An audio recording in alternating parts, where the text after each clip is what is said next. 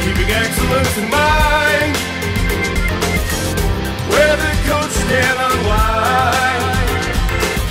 And if you parents need advice, well, don't think twice. For everything you need to know, it's the Dr. Casey Show. The Dr. Casey Show. You're listening to the Dr. Casey Show here at AM 830 and streaming live on the World Wide Web at am830.net. I am talking with local coach Ruben Carell, former just standout in the world of baseball here in California and played at a professional level, so he knows what he's talking about. And we have an athlete on the phone who wants to ask you a question. So, Jaron, what is your question for Coach Ruben? Hey, Coach Ruben, do you think I should take the test? Jaron, is this you? Yes. Hey, buddy. No. Do you really need? Do you think you need to take the test? Maybe. Or you take my advice that you're one of the quicker, stronger players on our team in terms of athletic ability and just being able to perform at a high level? I would take your advice, but I'm 50-50. Don't be fit. You know what? In this case, I mean, Jaron, you've already seen that you can compete at this level, and you don't need a test to tell you whether or not you should compete at a different level. I mean, what if the test? Let me ask you a question, Jaron. What if the test came back and said you'd be a better swimmer? I'd do it. You'd go swimming, and you just don't love baseball enough that much to make a choice? I love baseball, but I am a good swimmer.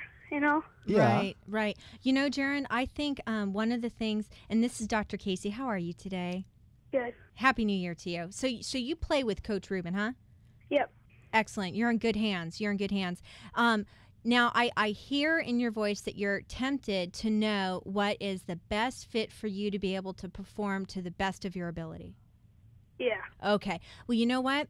There's no test that's going to be able to tell you 100% what sport you should play. So if there isn't a test that can tell you 100%, do you think that maybe you should be listening to your coach's advice and your instincts a little more? Yeah. Okay. All right. Why don't we leave it at that? Because I think you're looking for, as most young people are, something that can give you a guarantee. And unfortunately, this test, even though it can tell you certain things very strongly, it can't give you a guarantee. What is the percentage of the test? It really actually has only, and these are going to be some big words here, but it has a predictive validity that can only get down to a very small, very small percentage. So actually, yeah, exactly. So your coach at your age can tell you with a higher level of certainty based on the physical performances that he's seen from you more than any genetics test can. Yeah. There you go. All right, my friend. Thanks for listening to the Dr. Casey Show. You take care and have a great season. Okay, you too. All right. And it looks like we've got another caller, Coach Ruben. We're striking a chord here. We've got a call from Joshua in Ladera Ranch, and Joshua's got a question for us. Welcome to the Dr. Casey Show, Joshua. Hi. Oh, you need to turn your volume down, buddy. Oh, okay. Yeah. Okay. All right. Why don't we leave it at that? Because I think Replay. There you go. Can you turn that volume down on that stereo there? even though it can tell you. Hold on, Dad. This is live radio, if anybody's wondering. Okay, Joshua, real quick. We've only got a few more minutes, so tell me, buddy, what's your question? Coach Ruben. Yes. So, do you think I should take the test? You think you should take the test? I think you should do what you want to do as far as sports go. Because if that test comes back and it's not something you love to do, would you really consider changing what you love to do in order to make this test valid?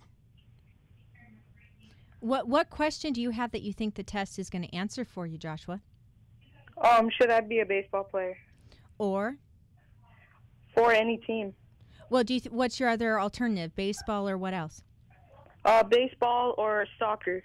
Okay, well, let me tell you, this test only tells people whether or not there should be a power athlete, which would be like a sprinter, or an endurance athlete, like a cross-country runner. both the sports you just listed are called combination sports. They're not purely power and they're not purely endurance. So guess what? Your test results may come back indicating both sports, and then you'd be in the exact same place you are right now. So okay. So there you go. Save your parents money on that one. All right, buddy? Okay. All right. You take care, and thanks for calling into the Dr. Casey Show. Thank you. You know, with the nature of this, you know what this reminds me of, with the nature of this test and how I think goofy it is right now.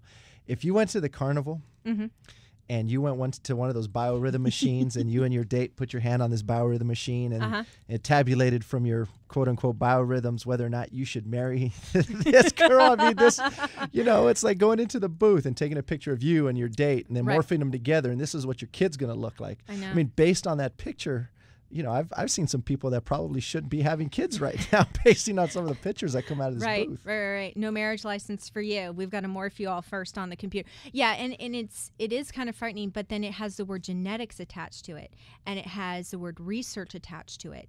And parents start to go, maybe this has validity though. And again, that's why I want to introduce that word validity earlier in the show. And if you missed anything, if you missed that word, that description of validity, tune in to my website later and listen to a playback of the podcast, because this test is valid only for certain things. And I'm concerned that it might be extended into areas making claims that it doesn't have the research to support, at least not very strongly. Now, I've got a general metaphor for this, Coach Rubin. I hope that this one hits home with you as well. Forgive the pun. But when I was talking to that MSN.com reporter, and I'm so looking forward to that article, I said, you know, it's kind of, for me, it gets back to education. And I could give an IQ test to a young person, and I could tell them at the end of that test what their brain is best suited for in terms of processing information. And let's say I told you that your child has a brain of an engineer. So let's just scrap the traditional K through 12 education, and let's just train them to be the engineer that their brain wants to be. Forget the foreign language, forget PE, forget all that other stuff, because they don't need it anyway. I mean, forget even putting together formal grammar. Let's just work on helping them become the best engineer possible. How many parents do you think would take me up on that type of an education? They'd scream at the top of their lungs. How dare you tell me what my child's going to be? And how dare you change their education? They can be anything they want to be. That's what our country is about. And I think if parents think about education as being a parallel example for sports development, they'd be a lot better off.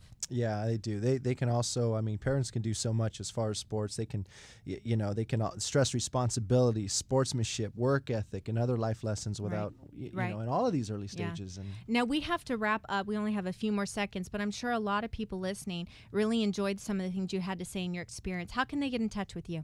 Actually, I have a website called teachingbetterbaseball.com, and it's an instructional website geared towards the development of players, parents, and coaches, and how to be the best baseball player, parent, or coach they can be. So love it.